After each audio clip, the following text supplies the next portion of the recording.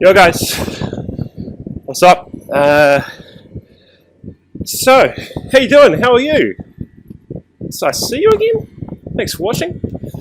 Today I got some pretty cool stuff going on. Number one is I'm going to tell you this is ridiculous. I got this new fan. Right, check it out. I'm just going to see if I can. Look at this. Oh, 130 watts. Oh, power. So that's, I can put out more wattage than that. Your face. But it's quite good for cooling. So while I'm sitting here, I hope the sound's alright because I've got this thing going there. Turn that on. Let's check this out. Alright, here we go. You can probably, I don't know if you can tell. Let's see. I'm going to turn it to this. We're on full power here, alright? And, oh, is this, that's delicious. Alright, so I got a new fan. That's pretty cool. So, on a turbo trainer, the first thing I want to talk about, a fan, why it matters. Just for a minute, don't panic. It won't be really boring, I promise. Well, I can't promise it, but shit. But I don't think it's going to be that boring. Chin it down. I'm going to do a little bit of an analysis about the weekend's race for me, which was a time trial. 40k Club Champs time trial. Pretty flat, a little bit of rolling, but mostly flat course. And I didn't go as well as I wanted to. So I want to talk a little bit about what happened there, why that was, what the outcome was, and a new course record. Wasn't me. We had a superstar, an international runner.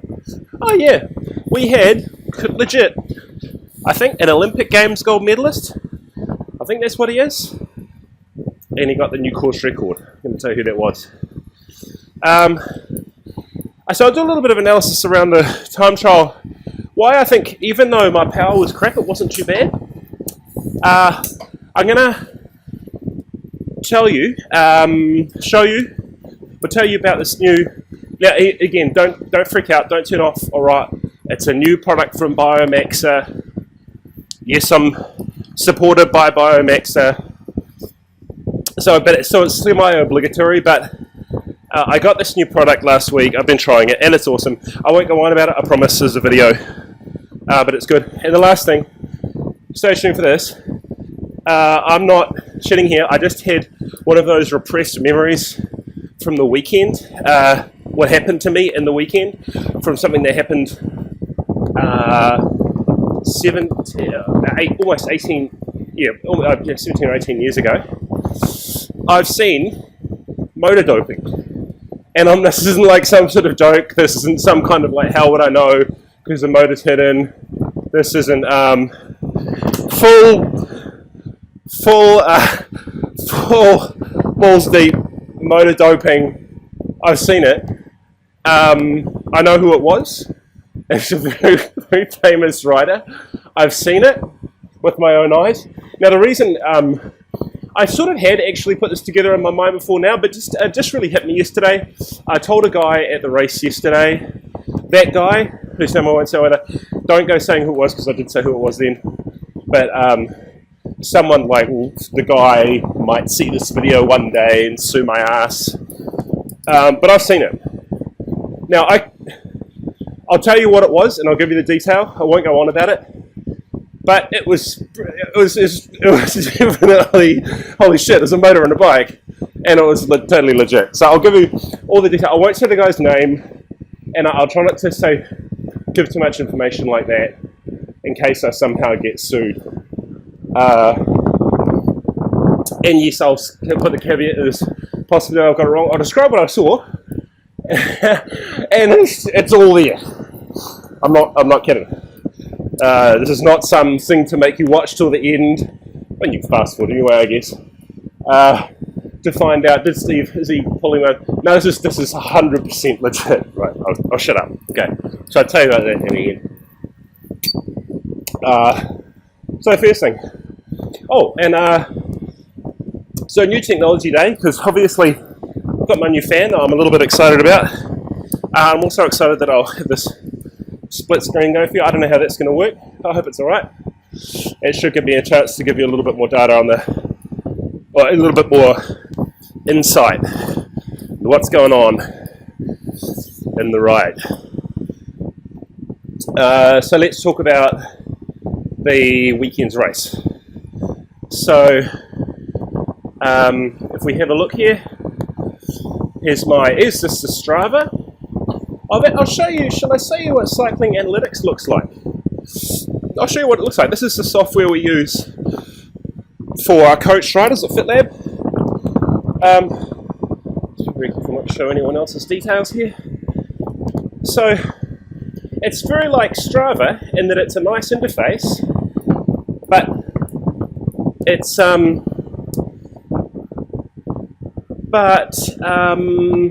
but it's got a lot more data.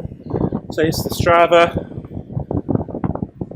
view, and you can click on analysis there, and this is how it looks in CA. So there's a bit more data.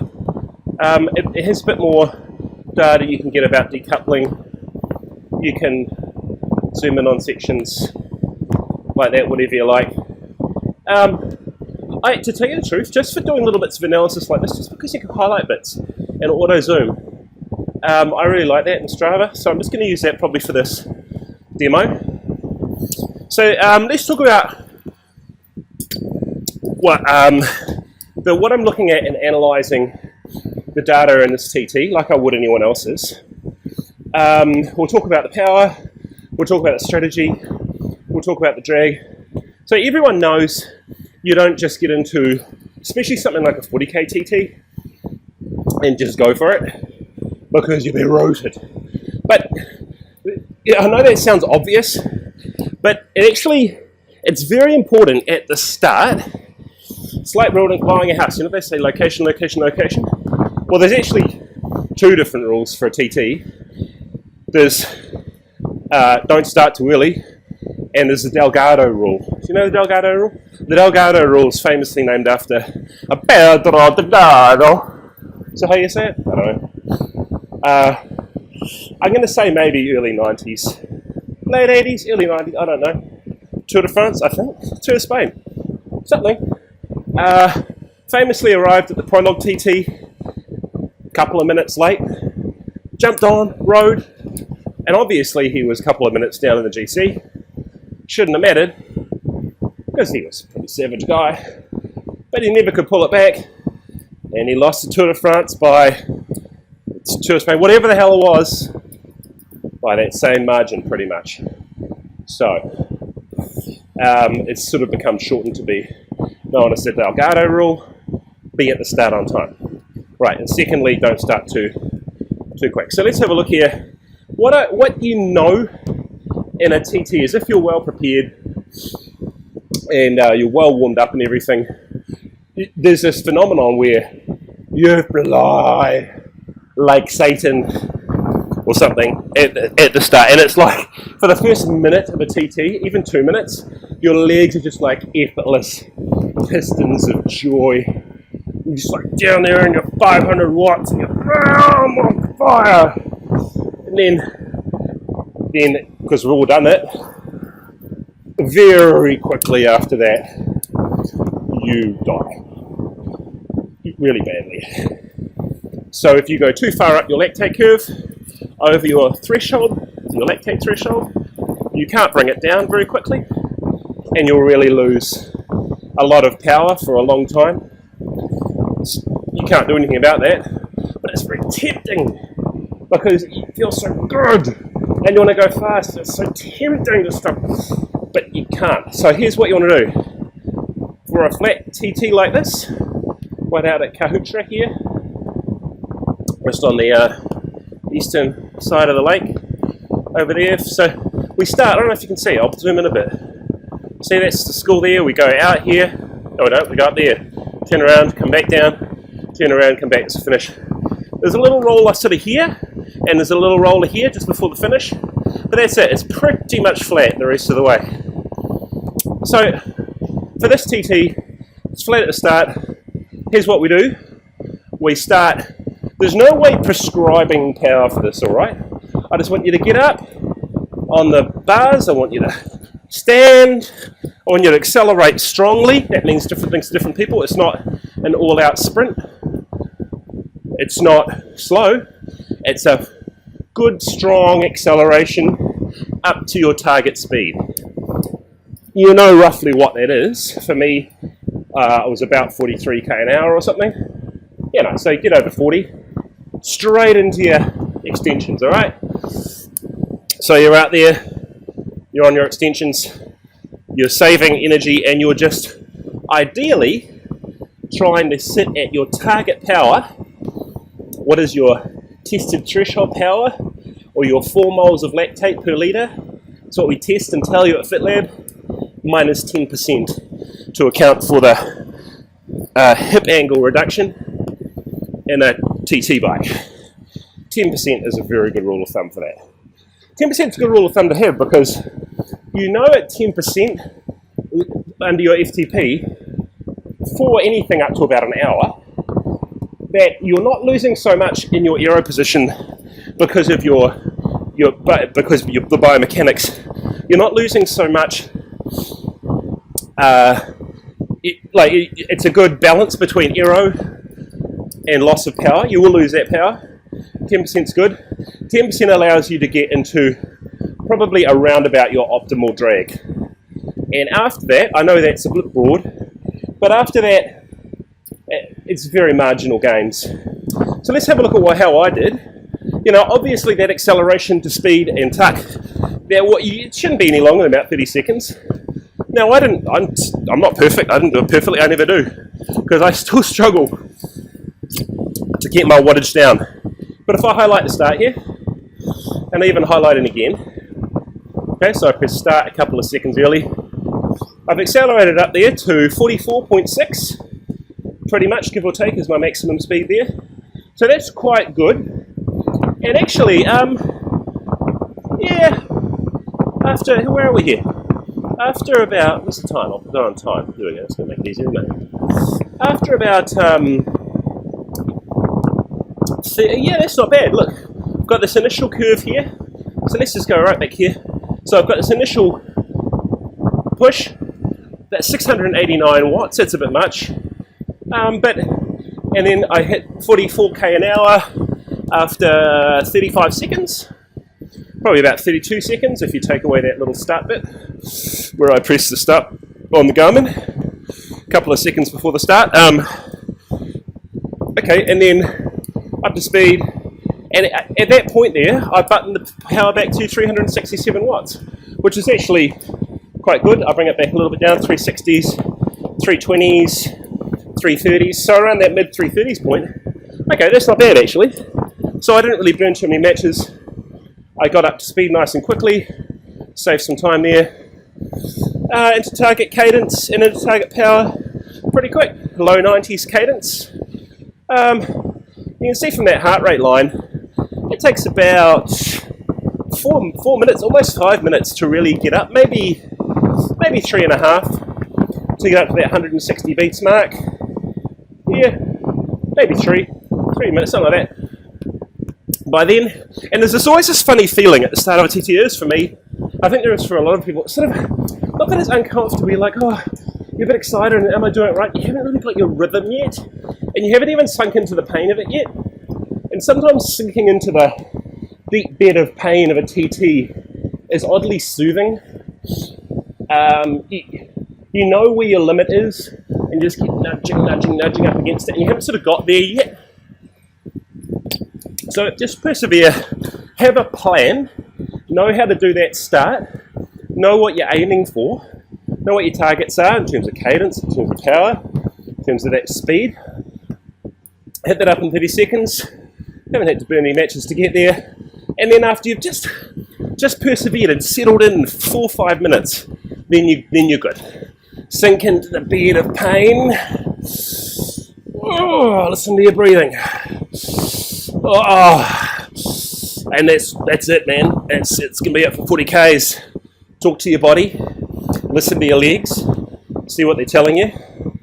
So in this case, now I'm just going to tell you what all my targets were and stuff. I think my FTP's fallen a little bit since about 8 weeks ago, maybe 6 weeks ago, when I was really, I think, at my best, which is fine, and that was all part of the plan, because I won't be able to race a couple of later season races that I wanted to. So my season will be winding down, my summer season, big races, only another 4 weeks or something like that, maybe 6. So I'm on the down ebb.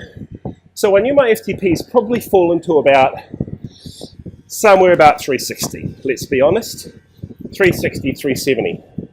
So let's do the quick math on that. If I take, let's just call it 370, nice round number, minus 37, take off that 10%, let's call it 40, round it up for the sake of the maths. So that gives me 330.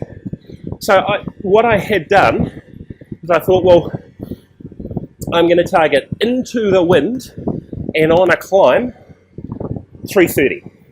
That's the top end of my range. Like that's the adjusted top end of my range for FTP and the TT position. Now I thought because that's a bit of a struggle, especially in a TT, it's not very conservative. That's the top end of the range I want to go to. About 320 or even 310 on the tailwind sections or down the hill, as long as it's safe.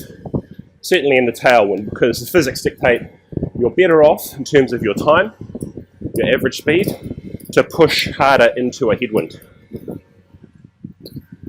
So that's more or less what I did. So let's look at the course. First third out to this turn here. See where the speed and the power dips, that's the turn. Let's look at the average power there, including that start. 310. So that's okay. Obviously I wanted that about 20 watts higher, really, because it's talking about that 330.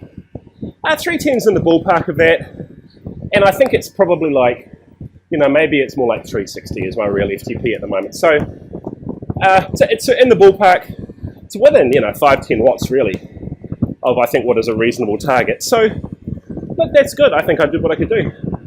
Okay, so in this leg here in the middle, turn around, largely flat. One wee roller here. You can see where the cadence goes down. One sort of near the end here, a bridge. One in the middle there was kind of like a little rolling hill. But let's check out how I did with my power. Remembering I'm targeting about, in this tailwind section, maybe 310.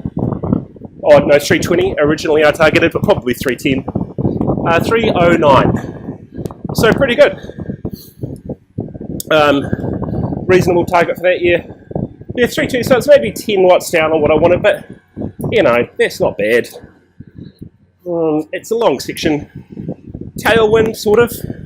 Only averaged 46.2, 45.2. Wasn't much of a tailwind.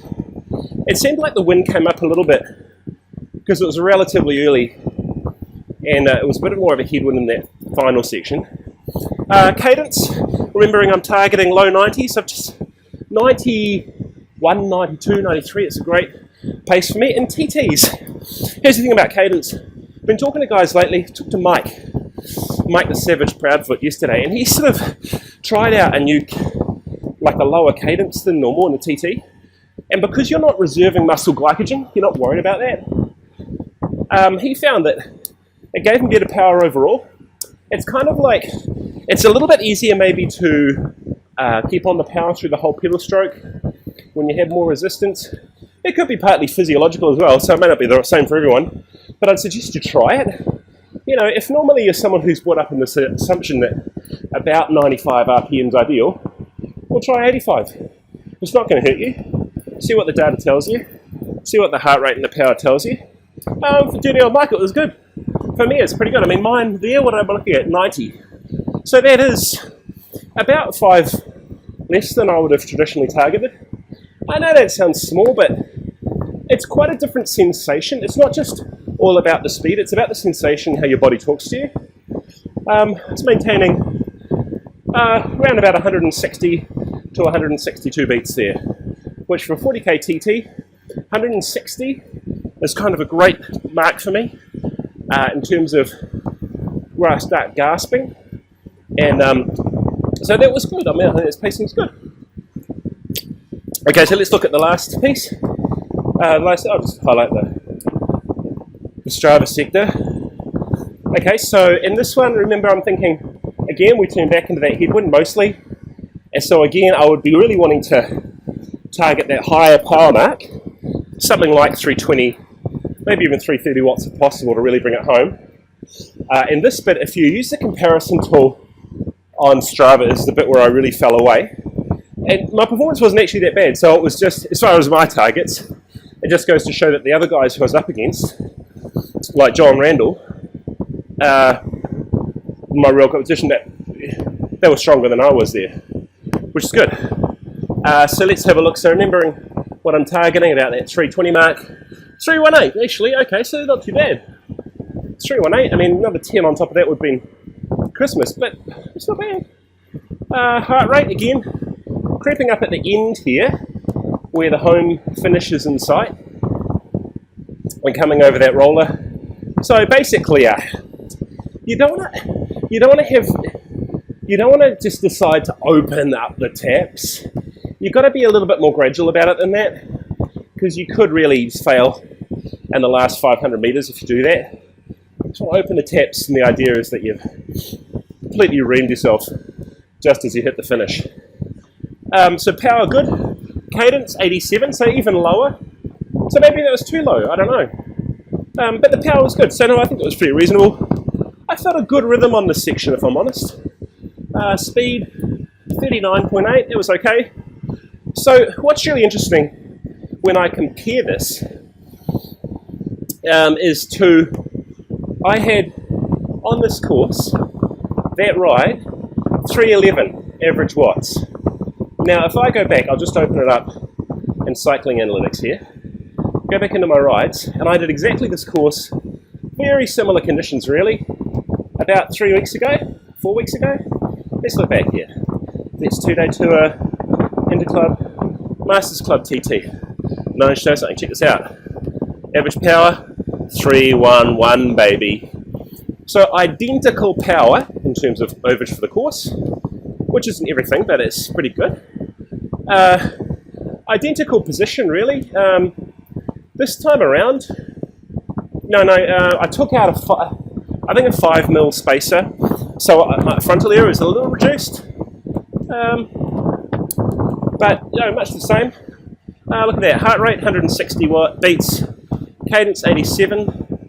So everything, all the parameters really almost identical, but time, I did 55 minutes 13 in that one. And this weekend here, I did 56.27. So a minute and, I don't know, just over a minute and 13 seconds, whatever it is, 14 seconds slower. Why? Well, I guess it's just the wind really is the only answer I can give. All the setup was the same, wheels were the same. Must have just been the wind. So this goes to show you, identical performance really, but wind made it different on the day. It could have been like how I pushed into the wind where it was. Maybe on that previous ride, I was pushing stronger into the headwind. But let's check that out. I don't know, let's do this live, baby. Because what I could do, I know the wind was opposite in this one. So if I look at if we just do a quick and dirty on the final third, on this, right, see this turn? On this day, my average power for that final third into out of a tailwind, 317. Well, actually, no, let's do it the other way around. Sorry, I'll do it into a headwind. So we know this was a headwind. Okay, so let's look at the average power there into a headwind. 313. This one here, so where the wind was opposite, let's look at that midsection. It was 30. Oh no, wait, sorry, that was in reverse. Let's look at the start. To be equivalent to be in the headwind. It's not perfect. 308 into that headwind. And what did I say? 318 into the headwind. So an average into headwind yesterday of, say, in between that, about 312. And this time, look at that, 313. So no, that's almost identical. So in short, I don't know. Maybe it was because I did the turn. No, turns won't account for that much. So I don't know. Maybe my aero was worse because I reduced my frontal area, which sounds counterintuitive, but it's possible that the wind flowed over the air drag as a sum total of me and my bike was different because of that. Maybe my helmet stuck up differently or something. Alright, so that's what I'm looking at TT. Overall, I mean, I'll give it a tick. Didn't get what I wanted. John Randall won. His time was about 20-30 seconds faster than me. So good for him. His power was a lot higher. He did about 360. So here I am averaging 311. He's averaging 50 watts, 49 watts more than me. Now he's a slightly bigger guy. He's not huge. He's got a tall, skinny unit. And, you know, it does make me wonder if he could do something with his drag. He could even be a lot faster because my drag is about 0.25 CDA. I know in this one I wrote, was it this one? Yeah, 0.235. I think it was a little bit skewed. I made it in the calculation right that day. It's probably somewhere between 0.24, 25, maybe closer to 2.5, I think. So that's pretty good. I mean, I can do some changes, like I wasn't running a disc wheel. I mean, there's something interesting. A disc wheel over 40k TT like that, not very windy, probably worth, people say different things. I think 30 seconds would be pretty realistic, pretty conservative. And I lost that TT by, I think, under 30 seconds. So there you go. I'm not saying that would have made me beat. I didn't win, actually. I didn't win, neither did John. Another savage. I'll tell you who it was in a sec. One. He won the Masters, champs. It's the first in the Masters club. I was the second. That's what I mean. So would I have won that Masters? I don't know. It's an interesting thought. Suffice to say, I'm talking to my wife about the financial intricacies of buying a disc wheel, so I'm sure you could guess. Yeah, so there we go. Oh, and now let's have a little. I've got someone here. I got someone here. Oh, I'll show you on my phone. To do to just take a little slow-mo video of my position, so you can see what it's like. So you can sort of get a visual gauge of what 0.25 drag looks like on me on 1.85 centimeters, about 80 kilos. So yeah, I'll just play. There you go. Have a look. I don't know. Hopefully you can see that. I don't know. Will this work? I really don't know.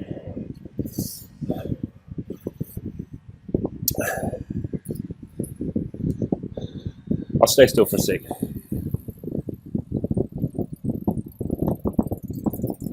You got that? So I got him to take a little video of me at the end so I could sort of see for myself if there was anything obviously weird about my position. I think it's pretty good.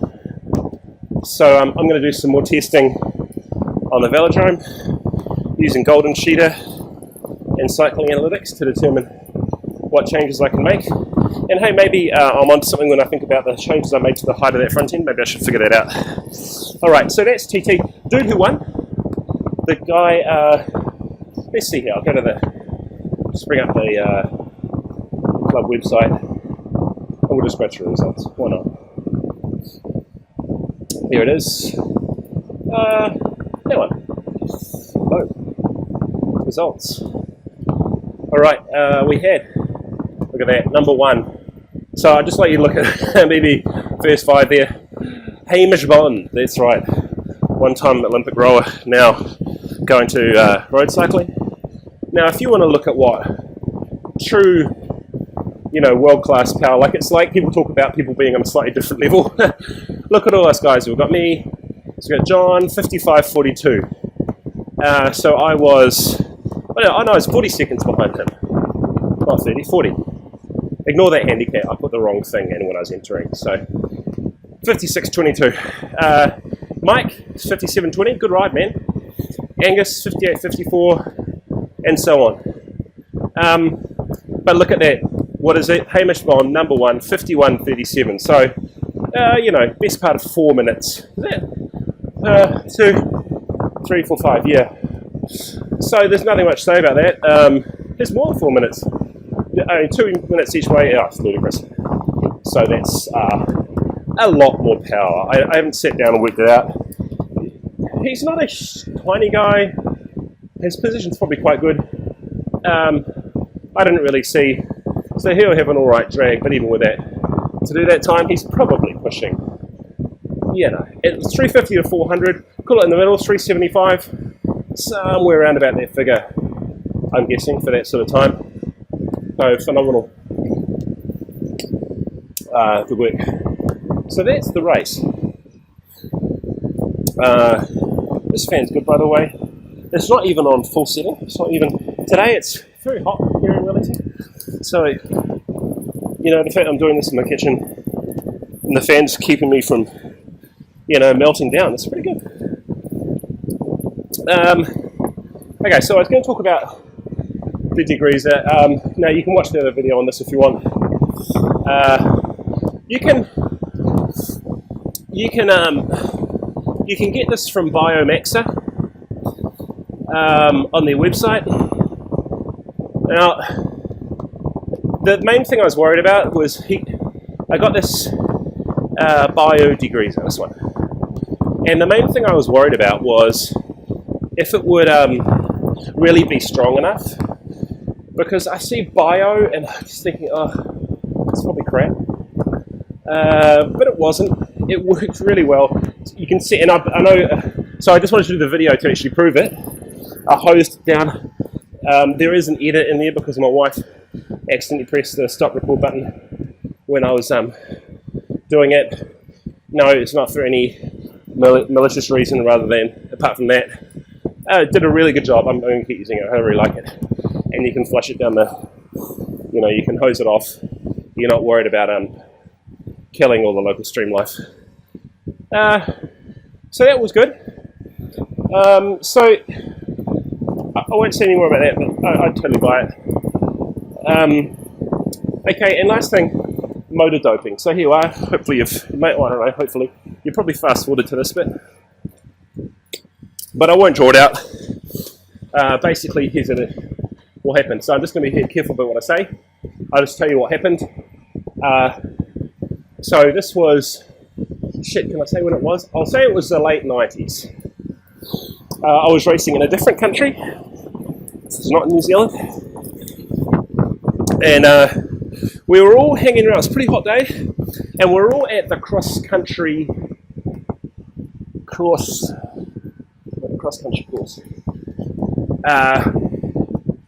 And we were sort of doing some laps. I won't even say who it was. There was some lappage happening on this course. Hot day. We all decided to go into this area and kind of have a bit of a lunch and a chat, which was kind of like this, like converted sharing sheds or something like that. And in the shade. And so we're standing there, and over in the corner was this famous rider. Now he was there with some members of his team. And he was kind of like just standing there watching. He was in his kit, standing there in his team kit. Mechanics there doing some stuff. And the bike in question is sitting there on now this is going back a wee way, so just my memory's not perfect, but it was it looked like a turbo trainer, something like that. It wasn't quite a turbo trainer, like some other kind of device, but basically it held the bike. And okay, so I'm like, that's good. And I was sort of sitting there watching this because it's this famous guy, and I was excited about that. And I was just sitting there watching what's going on. I wasn't thinking that much of it, apart from, hey, this is cool, famous guy over there. And then it sort of it came to my attention that the bike's sitting there, and the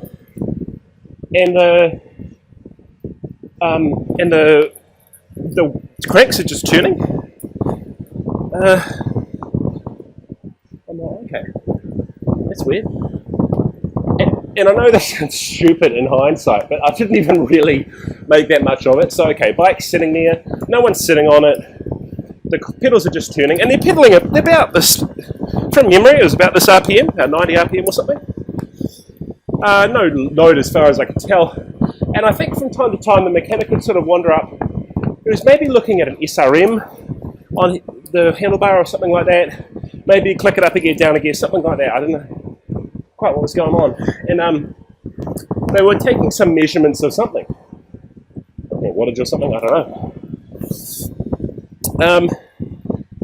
But here was this bike with, I guess, a motor in the bottom bracket, powering the crank around. It was just turning away. I mean, if I had to guess, just from looking at the kind of guessing the inertia of the whole thing, it wouldn't have been that strong. You know, sub 50 to 100 watts, but I suppose you can't really tell. Now, what is it? I don't know if that tells us anything. But we know that motors have been used because of Femme Quadricia being caught red-handed. And, you know, there's a lot of thoughts about online about Ryder Haschebel's crash video. Look it up if you haven't seen it. Ryder Haschebel motor doping or something. It looks very suspicious. I don't know. There's other suspicious videos about in cyclocross races with riders whose wheels seem to be turning on their own. And up until now, I kind of was pretty skeptical. And I don't actually know that they'd really be used anymore, because I think my personal opinion is it's probably too risky. But it was interesting to sort of just connect this in my mind and go, yeah, there's a bike with a motor on it sitting there, and it wasn't really being hidden. It was definitely over in the corner with some other bikes, and there were sort of guys around. So it wasn't like, come over here and look at this guys, but it wasn't really hidden. I don't know, maybe if it was really being hidden, they would have put it in another room or something. There may not have been another room. So I don't know. So does it really tell you anything? Maybe not. But there was a bike there, got to have a motor in it. That's what was happening. You couldn't see it. It wasn't like there was a motor attached to it. Obviously, it was all hidden. I know that much. So I wish in hindsight I'd asked the guy about it.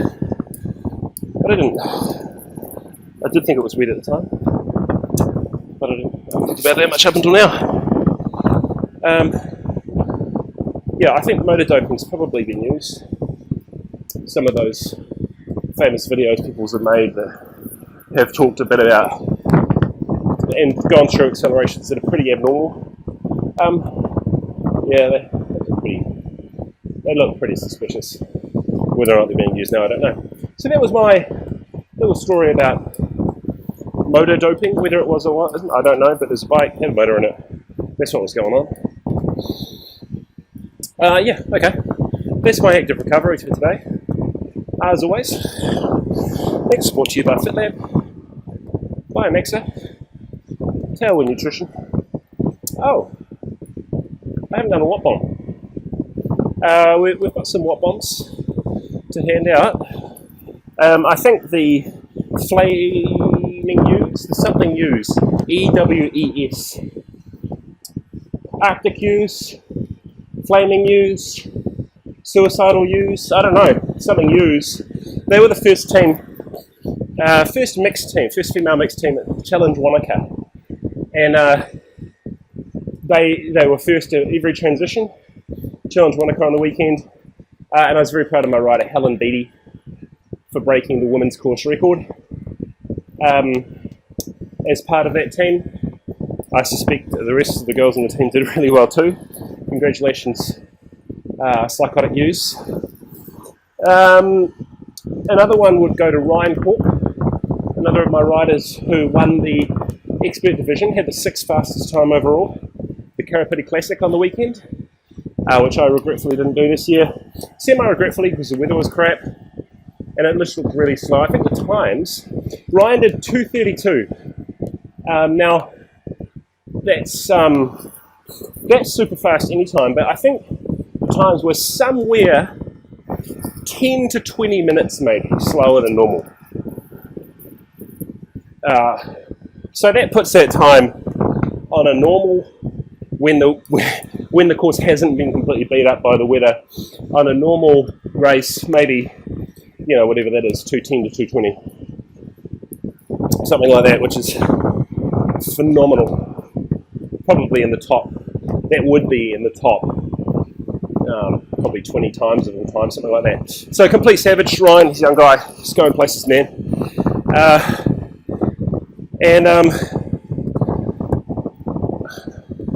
So those are the guys. If you haven't got one already, get hold of me. One of these caps is yours. Congratulations. All right, I'll call it a day there. Sorry it was a bit long again. I'm getting better. I know, and hopefully the